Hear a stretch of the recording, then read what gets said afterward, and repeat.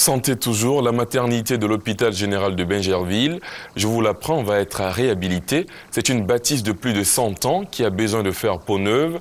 Plus rien n'y fonctionne et ce sont des prouesses qu'accomplissent au quotidien sages-femmes et gynécologues pour faire accoucher les femmes, tant les conditions de travail sont difficiles. Le témoignage du Gervais Blais.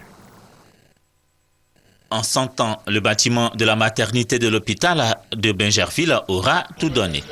Aujourd'hui, encore debout sans aucune gloire, il a fini par plier les chines après les nombreuses promesses de réhabilitation jusqu'ici non tenues.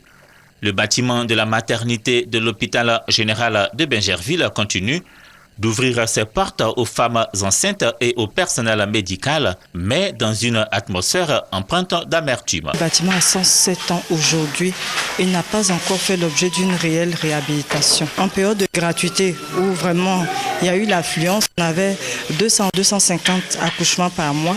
Là, la fréquence a baissé pour protéger la population de Bingerville, pour aussi protéger les mamans et puis les bébés à naître. Reconstruire le bâtiment dans toute son entièreté.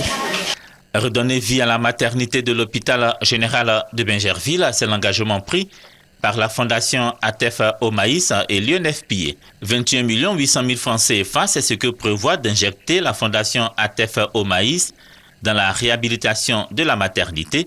Il faudra certainement aujourd'hui injecter plus d'argent, plus que les 21 800 000 francs CFA établis après la première évaluation des travaux il y a un an.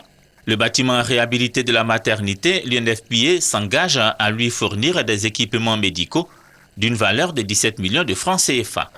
Le personnel médical fonde beaucoup d'espoir sur la réhabilitation annoncée de la maternité, tant les conditions de travail actuelles sont difficiles.